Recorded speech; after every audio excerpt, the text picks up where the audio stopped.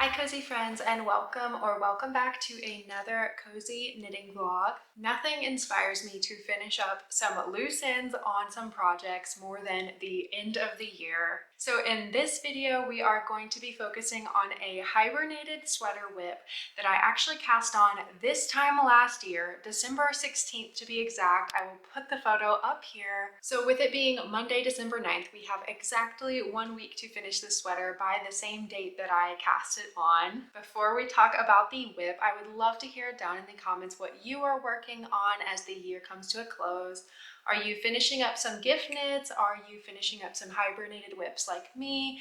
I'd love to hear what you're working on while watching. The hibernated knitting whip I will be finishing up is my Arctic Light sweater by Kika. Here is how it is looking. It is missing one sleeve, but other than that, it is coming along beautifully. The Arctic Light by Kika is an all-over cable raglan sweater. I think I used to call it a circular yoke, but I just didn't know at the time. This is only my second full year of knitting, and I'm just so amazed at the things I've been able to create in this time. I am knitting it in the Lion brand Schitt's Creek collaborative yarn in the color A Little Blush. It is a 100% acrylic worsted weight yarn. It has this beautiful cable raglan detail. I'm also so proud of my baubles, and as y'all know on this channel, I'm a huge fan of cable knitting. There is nothing more satisfying to me than seeing cables work up, so I'm really excited to pick this one back up and finally finish it. I only have one sleeve left to go, so let's roll the footage of me picking up the sleeve stitches this morning, and then we will talk about the journey thus far with this project.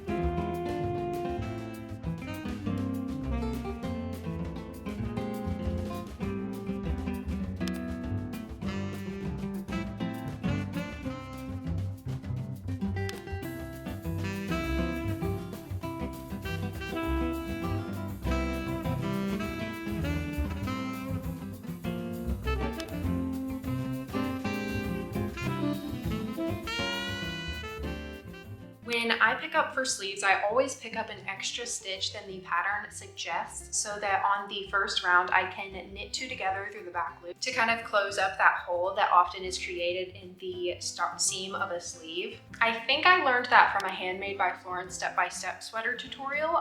It's a really beginner-friendly free sweater tutorial that I'll have linked down in the description.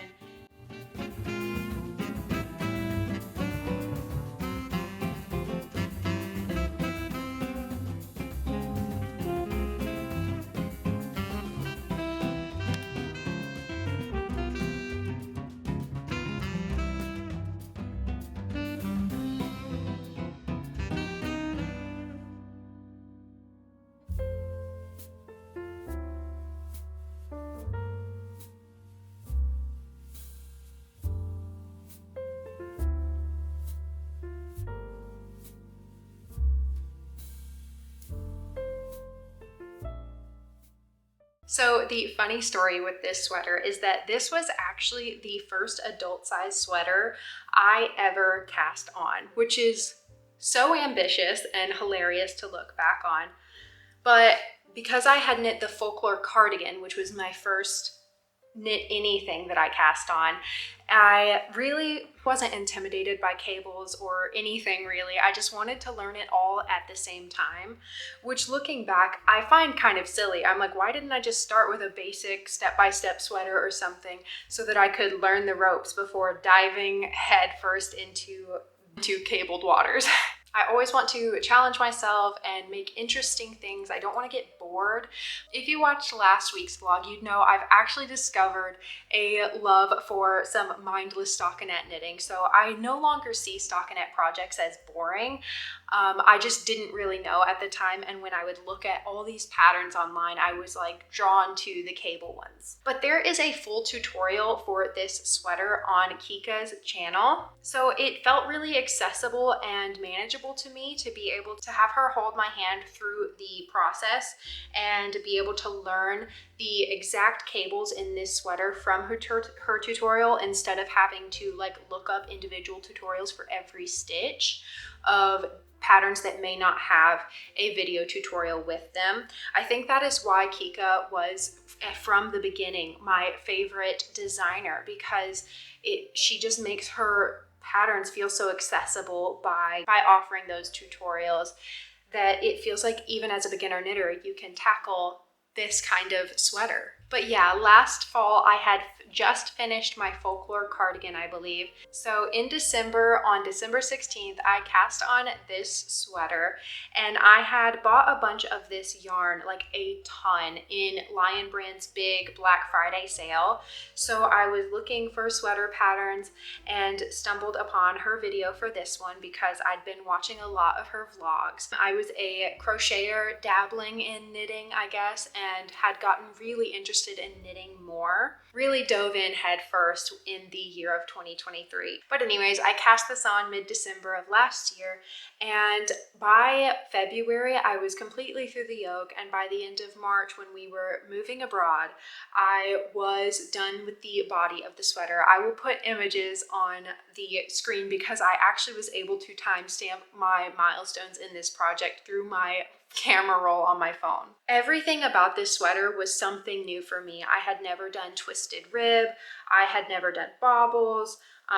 All of the cables were a completely different cable than I had done in the folklore pattern, so it was all new except the moss stitch. I had done that previously. I really loved this cable raglan detail, and that is one of the things I would love to create more in, even in a stockinette sweater. I think that would be beautiful. This is also the first time I ever did Italian bind off, and I know for a fact I messed up at some point in this and had started binding off the knit stitches as pearls because I was literally just replaying the tutorial over and over again instead of learning the flow of it. Now that I know knit off the knit stitches and purl off the purl stitches, I don't think I would you know, get off track like I did on this one. But it was a learning experience, and I think every beginner and first project has those kinds of missteps that really make it handmade in a beautiful way.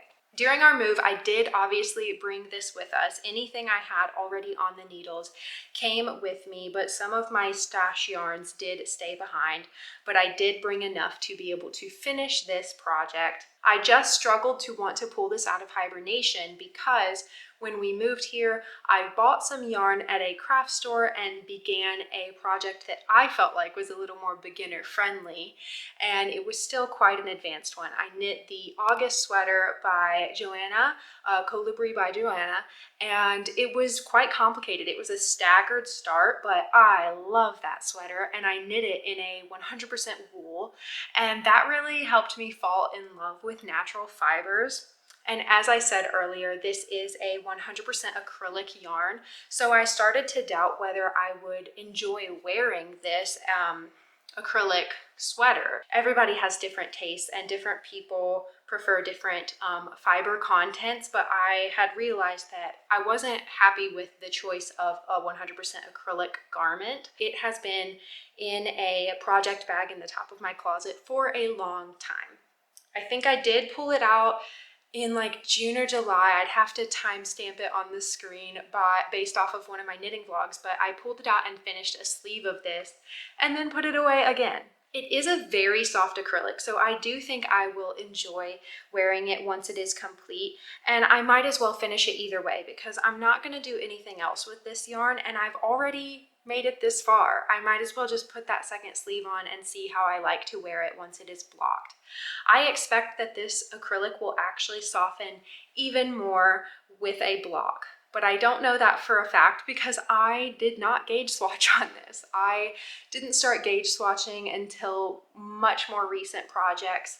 I really only did like a half gauge swatch on my book club cardigan, so this is a learning process. I do gauge swatch now, but I'm so lucky this actually is on gauge and working out. I did measure it this morning, and the bust circumference is actually exactly where it's meant to be. and I measured the cable pattern, and it is actually medium gauge somehow.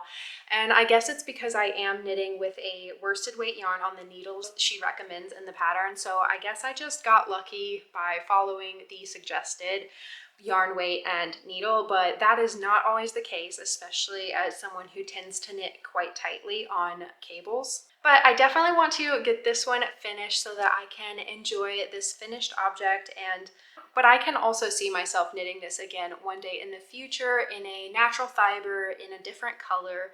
Oh my gosh, I fell in love with a pumpkin spice version I saw of this on Instagram. I think it was someone from the book club Cardigan knit along that had knit a pumpkin spice version of the Arctic Light. I'm not someone who loves a tight neckline, so the double folded twisted rib neck is something I feel like I'm going to want to stretch out a bit in blocking. But again, it's just so gorgeous. It looks so good, and I'm really excited to get this finished. I think one of the hardest things about pulling a knitting project out of hibernation is relearning the cable pattern repeat. You feel like you're starting from the beginning again, but it actually, I overestimate how complicated it's going to be. And within one row of working this, it was just like muscle memory again. So if you are putting off pulling out a hibernated project that you feel like you're going to have to get reacquainted with, I really do believe you'll fall right back into it.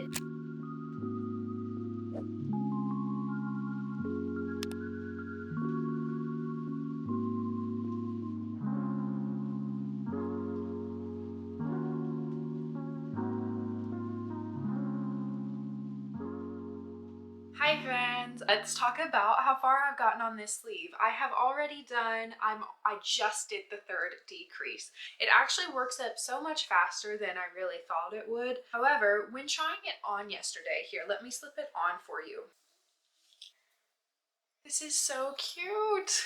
Although it is a raglan, I do feel like it sits a bit like a circular yoke in that it kind of comes up at the front, but it's not that bad.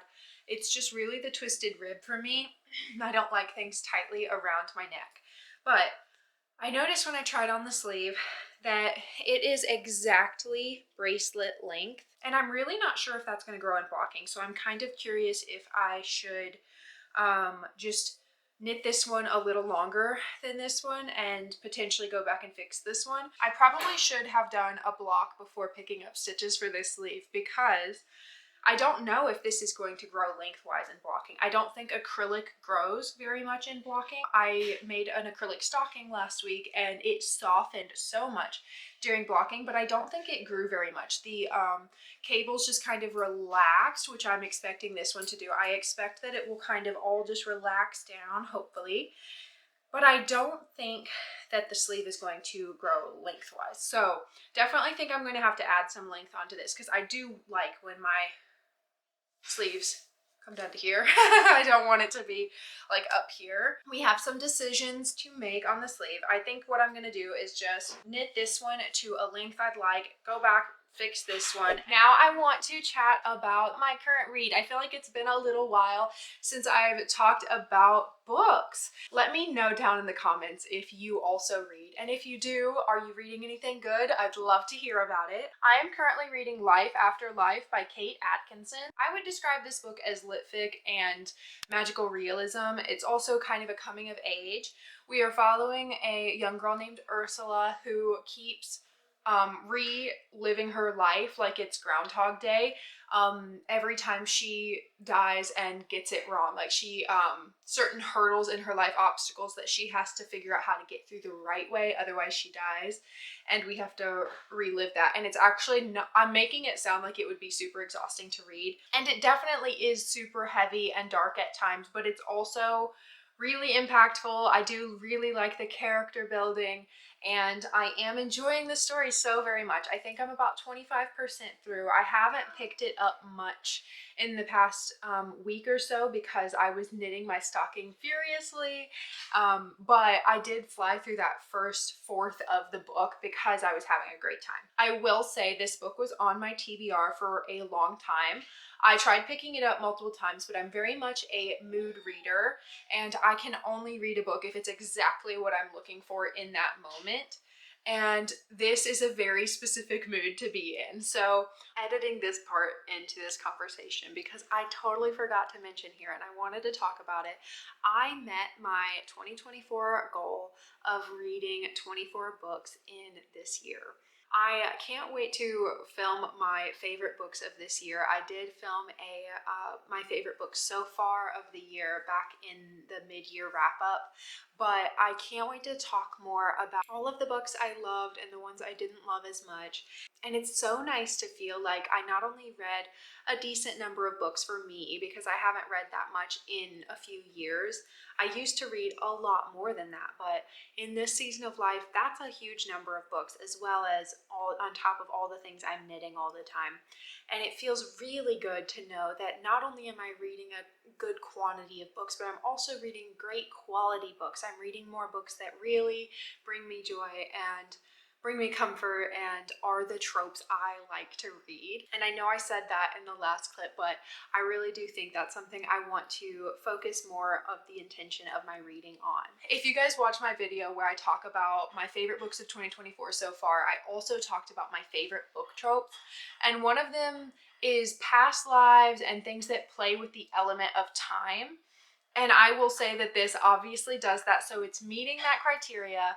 And one of my intentions of reading, especially this year, but also going into next year, is to pick up more books that fall into like my favorite tropes of reading and find what works for me and what doesn't, find more of my absolute all-time favorite books, reading more of what brings me comfort and joy rather than like what is trending, I guess, because in the book community, I often fell into just reading what everybody else was reading and what everybody else was rating 5 stars because I wanted to read more good books, but it wasn't always working for me because I had different interests. We all like different styles of media. So that is going to be my goal for 2025 as well with knitting. I really want to knit more of things that are my style and my comforts and my taste rather than what other people are knitting. And there's nothing wrong with knitting the same things as other people. I just want to make sure that I'm spending my knitting time making things that are going to serve me and my wardrobe rather than just become another fast fashion article of clothing and being slow made intentional items to serve our home, serve ourselves, serve our family. And everyone knits for different reasons, but my intention with knitting is to not only enjoy the mindfulness activity with it, but also make things that are going to actually stand the test of time and really fit my style and into a capsule wardrobe that can bring me comfort and joy long after it has been knit. It is a tough thing to balance, just enjoying your hobby, but also being intentional with the items you are making. There is no wrong way to create as long as it is bringing you joy though. So let me know if you agree with my philosophy or if you have a different stance or reason for knitting.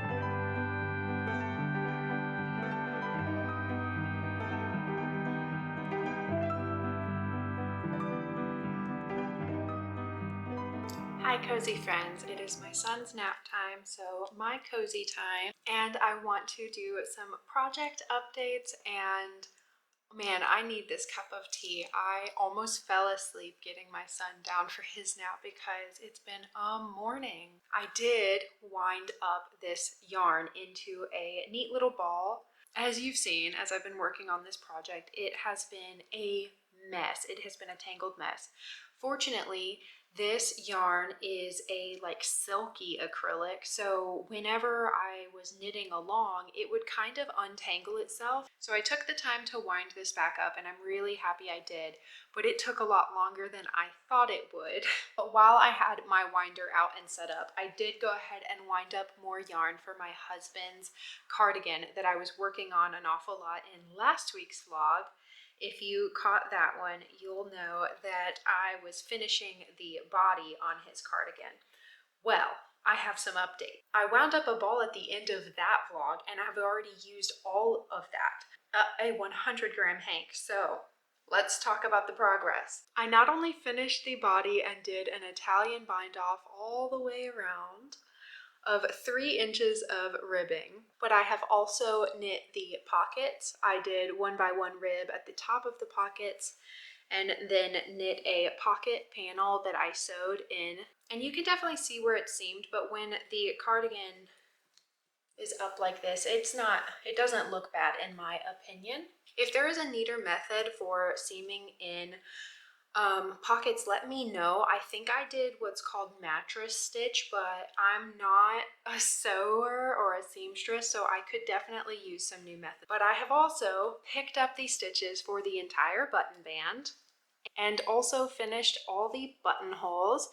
I followed a tutorial for these buttonholes that was super helpful. I have a playlist of knitting for beginners, so I'll probably link that in the description as well and add the video for the buttonholes to that video. It was super helpful. I am now doing the short rows for the top of the collar. This is my first time doing short rows, and it is going very smoothly. I have practiced doing German short rows before, so I kind of know how the double stitch works, but I've never followed a pattern where German short rows were written into it, I don't think. So it's going really well. My technique for keeping track of how many rows I've done is I have a little row counter here on my needle, and whenever I'm starting a new short row, I change the number to the next row. It is all quite scrunched up because I have the button band on the go on this shorter cable. Let me try to stretch it out as much as I can. Obviously, it's not connected here at the bottom of the button band. I did bind off the steeking stitches. That's what is going on here in the middle. If you haven't been following along this journey, I'm going to be steeking this cardigan. But man, this has been such a fun process. I'm really enjoying working the button band. I thought it would be something I would dread because it's just so much ribbing and so many components, the buttonholes, the German short rows. But I'm having a great time. I love working on this project, and I'm just so excited to be knitting something for my husband that I know he's going to love so very much. He has enjoyed watching the process of this work up too, and I think he really appreciates all of the hard work that is going into it. But this week, my priority is definitely the Arctic Light sweater because I want this project to be finished before the end of 2024. And we are getting so very close. I think I mentioned it already, but this is the Lion brand Schitt's Creek collaborative yarn. I don't think this yarn sold that well. It was constantly on a huge discount, and I snagged it up. So I bought, I think, 6 balls of 3 or 4 different colors because I wanted to have some sweater quantities in stash. But when we were moving abroad, I just could not justify bringing all of that yarn because it would just take up way too much space. And would cost more to ship than I even spent to purchase it. So a lot of that is in my stash back in the States in storage. I did bring enough to hopefully finish this. I wasn't worried about yarn chicken, but once I wound this up, I realized I am getting low. So I think I'll have just enough to finish this sleeve and hopefully add a few more rows to this one. If not though, I will just make this sleeve a little shorter. I guess we shall see. But I will say, as far as a 100% acrylic yarn goes, I do like this. Like, this is the nicest acrylic yarn I think I've worked with. It is called a premium acrylic. It has a silky sheen to it, but it is also a really nice muted pink tone. I think that when it's blocked, it will really drape nicely. So I'm looking forward to trying this out once it's finished, and hopefully I enjoy wearing it. I am going to put on the new season of The Ultimatum. This show is so messy, but I really do eat up these Netflix dating drama TV shows. I'm probably going to knit on this and drink my tea and have some cozy me time before my son wakes up from his nap.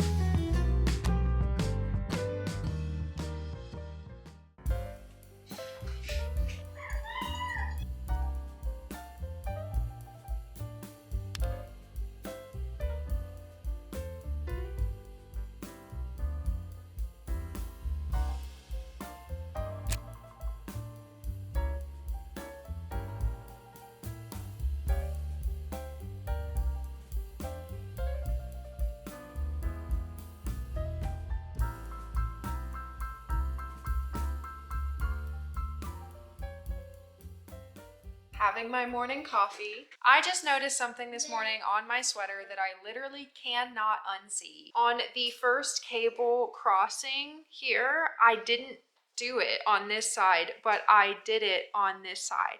And the reason I noticed that is because I was counting how many cable crossings happened on this sleeve and realized that I couldn't track by that. And it's something that I'm not gonna go back to fix, but I just can't unsee. So that sucks that it's like imbalanced in the crossings.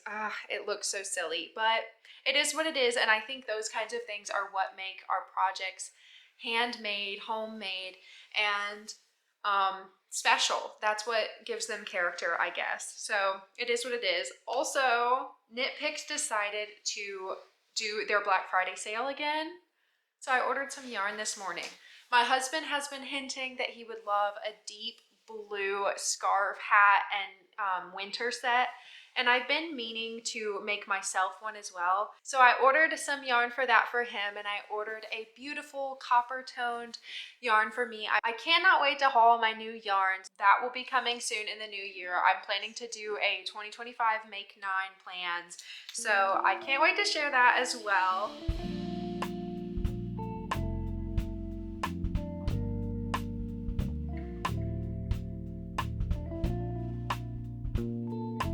I just got all of my husband's gifts, so I am going to wrap them up before he gets home from work.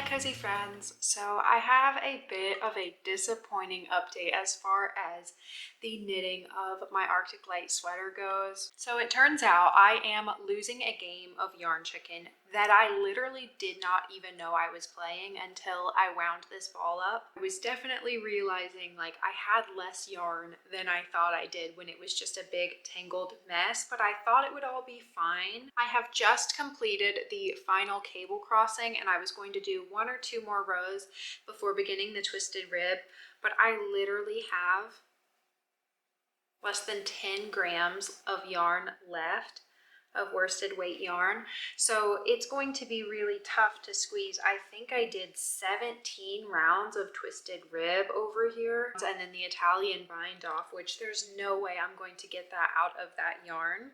I feel like that's going to make for a really disappointing vlog. The entire purpose of this video was to finish this sweater, but I really do think that this is a really realistic part of knitting and the knitting journey.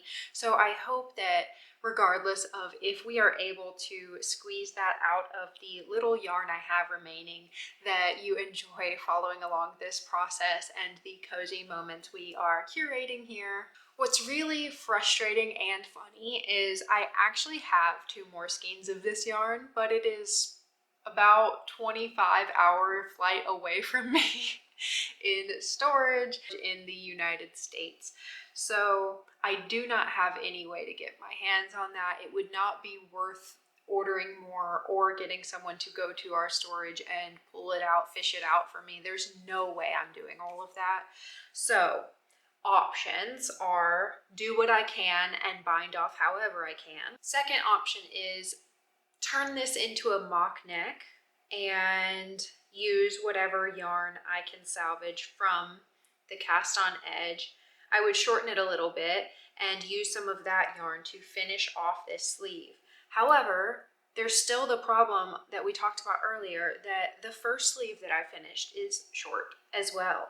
And I did measure it. For example, I'm not going to give you the real numbers since this is a paid for pattern, but for example, if I was supposed to knit to 15 inches for my size and then do, I think it was like 2 or something inches of cuff, I subtracted the number of the cuff. So instead of knitting to the 15 inches and then beginning my cuff, I subtracted the length of the cuff from the amount I knit. For that reason, I am 3 inches short on my sleeve length. And that is a learning process. It is also probably something I just wasn't paying that much attention to when I was knitting it the first time. I'm assuming that's what happened. I'm assuming what my train of thought was, but it seems like that would make sense based off of the measurements I took this morning. Between already having a short sleeve and having a sleeve that's going to end up short and probably not even matching this one, it feels kind of silly and redundant to even bind off this sleeve.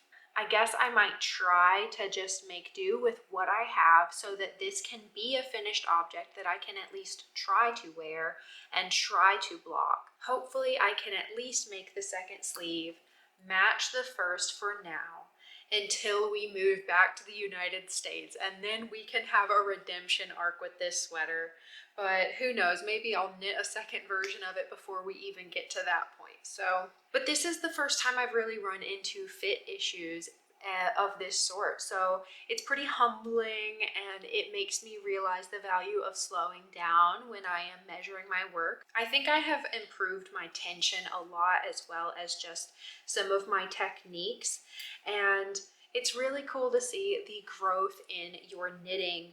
Even when I did this sleeve back in June or July to doing this sleeve now, I'm catching mistakes I made then, such as not measuring my length correctly. Another potential is maybe I measured it from the midpoint of the sleeve down instead of from underarm across the decreases. Maybe that is why I measured incorrectly. But regardless, mistakes were made. We're learning from them. And if I decide to alter the neck to be mock neck, I think I would like that style a lot, but I don't know if it would be worth the very little yarn I'd get from that to be able to do this unless I'm literally not able to finish my second sleeve. I don't think I'm gonna do that in this vlog just because I do want to get this video out to you guys this weekend. But other than the disappointment of this sweater, I also wrapped my husband's gifts this morning. As you saw, he has been wanting a Dutch oven for a while. It was his favorite way to cook in our home back in Virginia, and obviously our Dutch oven there is wrapped up in storage. So I ordered him one for Christmas, and I think he is going to be overjoyed. And most of his gifts are baking and cooking themed because that is something he does a lot of and something he loves and brings him a lot of comfort and joy. So I think he's really gonna like his gifts. I'm so excited. These are the first gifts going under the tree, which is always a very exciting moment in December. We have some gifts for my son in the top of our closet because we haven't gotten a chance to wrap them without him yet. But I do think we are going to do that in the next couple days, and it's just really bringing the Christmas spirit into our home. So exciting.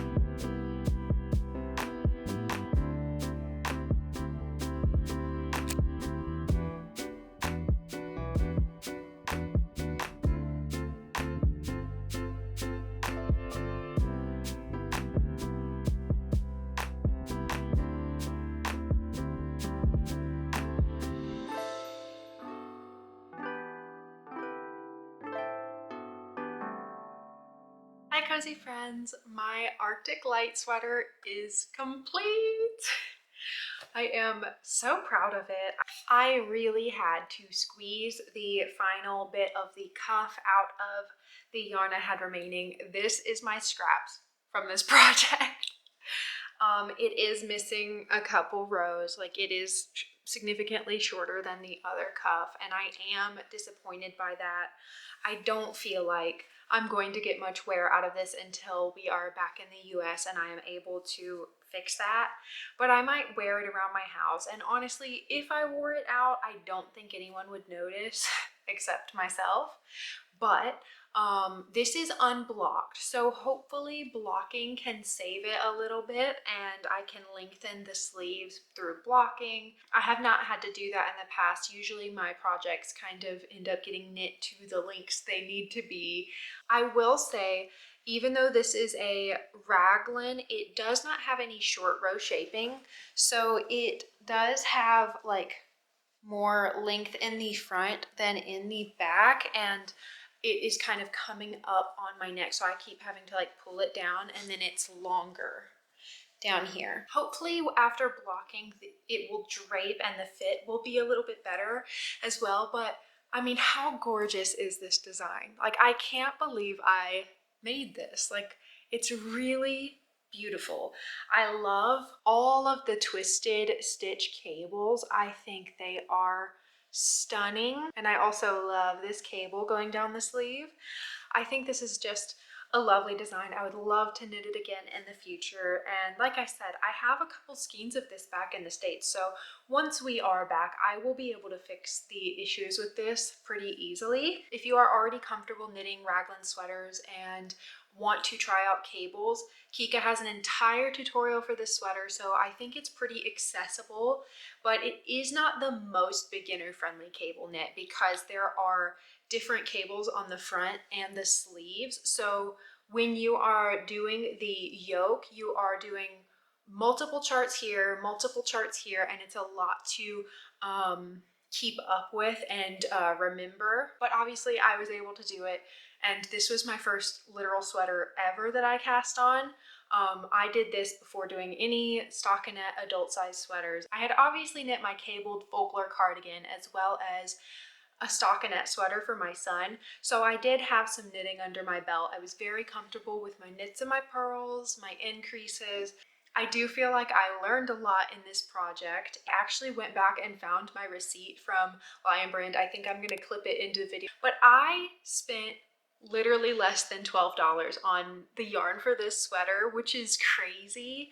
I bought it on a 6 for $12 deal, so I got 6 skeins, and I think I only used 4 skeins for this sweater of that Lion Brand Schitt's Creek yarn. I do think it's been discontinued, but Lion Brand and Knit Picks are always having really big sales, especially around the holidays, but pretty much all year round. If you, I'm subscribed to their newsletter, and I'm still always getting notifications of deals and sales going on. So if you are looking for affordable yarn to be able to learn to knit sweaters on, I highly recommend checking those brands out. They have natural fibers such as wool and cotton for a really affordable price a lot of the time. And if you don't already follow and knit Kika's patterns, gosh, they are so amazing. They are so well written and concise. I love that after every increase round, she tells you, you should have this many stitches on the needles at this time. And it's so helpful as a beginner knitter to be able to check your work and make sure your stitch counts are correct and not have to do any of that kind of math. And like I have said, her having full video tutorials just makes it so much more doable and approachable. But we are very much enjoying our Aussie summer Christmas.